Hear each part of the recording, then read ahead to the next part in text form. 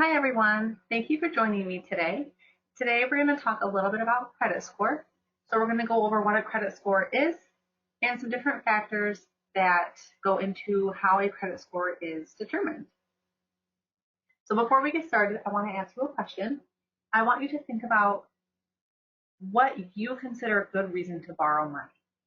So for example, do you consider buying a house a good reason, or purchasing your first car, getting a credit card and building credit, getting a credit card and buying the latest iPhone, things like that. So what do you consider a good reason to borrow money? You want to think about that. You can discuss it with your family after the webinar is over. I think it's a good question to get you thinking about how you feel about credit. So credit is the promise that you will repay any loan according to the terms of the agreement between you and a lender. And credit score is a 3-digit number that summarizes everything in your credit report. Your credit score indicates to lenders how likely it is that you will repay a loan. So your credit score ranges from 300 to 850. 300 being a very poor credit score and 850 being a perfect credit score. So this is measuring your credit worthiness and your trustworthiness. So lenders look at your credit score to see how credit worthy you are and how trustworthy you are, whether or not you are going to pay back the loan.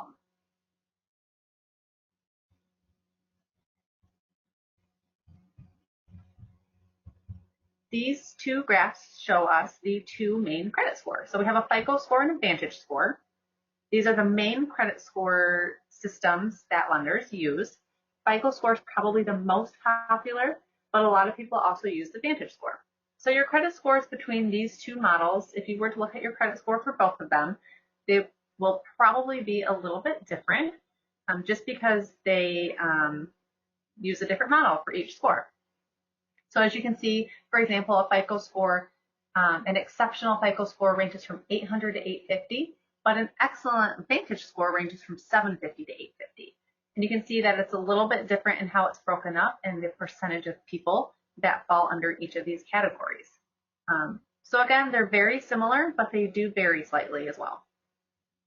The average credit score in the United States as of April of 2019 is 703, which is actually a good credit score, and it's actually on the rise. So the average credit score is higher. I believe I read that it's higher than it's ever been, which is awesome. I think people are starting to learn a little bit about how their credit score affects them and why they should keep it up.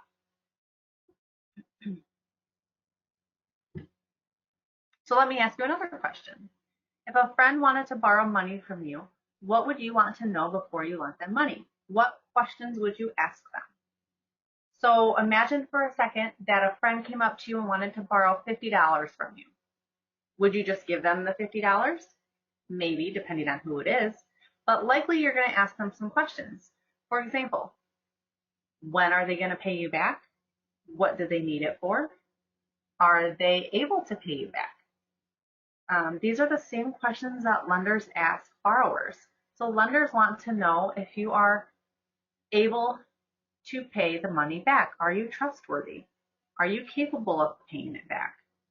So think about some questions that you would ask a friend if they wanted to borrow money, or maybe even a stranger if they wanted to borrow money from you. What kinds of questions would you ask? So now we're going to talk about the different factors that affect your score. So there's 5 different factors that go into determining your score. The biggest one being payment history. So payment history takes up 35% of your score. So lenders want to know whether you've paid past credit accounts on time and if you've missed any payments. This helps a lender figure out the amount of risk that they will take on when extending credit to you. This is one of the most important factors in a credit score. So it's really important as you move through your life that you're making your payments on time and you're not missing your payments, because this is the biggest factor that can affect your score. The next factor is amounts owed. This is 30% of your credit score. Having credit accounts and owing money on them doesn't mean you're a high-risk borrower. However, if you are using a lot of your available credit, this may indicate that you are relying on credit and at a higher risk for defaulting. So for example, Very simple example, if you have 2 credit cards and you've maxed both of them out, that's an indicator that you rely on credit. And lenders are going to look at that and think that if they lend you more money, you're not going to be able to pay it back because you're already relying on credit to pay for things because you have your credit cards maxed out. Very simple example, but I think it kind of puts in perspective why it's important to keep what they call your credit utilization low. So length of credit history is the next factor. This is 15% of your credit score. So in general, a longer credit history will increase your score. However, even people who haven't been using credit long may have a high score depending on how the rest of the credit report looks. So obviously you need to start somewhere. So if you're graduating high school or you're graduating college, you want to start building your credit, you need to start somewhere. So a good place to start is to get a credit card and then keep that credit card open for a long period of time. So it can be a good thing to have old credit cards open. So the next factor is credit mix. This is a slightly smaller portion of your credit score. It's 10%. So your credit score will consider your mix of credit cards, retail accounts, installment loans, mortgage loans, all different types of credit accounts. Not that you need to have each one of them, but it is a good idea, and it does help your credit score to have a mix of credit accounts. And last, we have new credit. So this is also 10% of your credit score. So opening several credit accounts in a short period of time represents a greater risk, especially for people who don't have a long credit history. So it goes back to that longer credit history being a good thing. And you want to avoid opening too many accounts too rapidly because, again, this can indicate that you're relying on credit.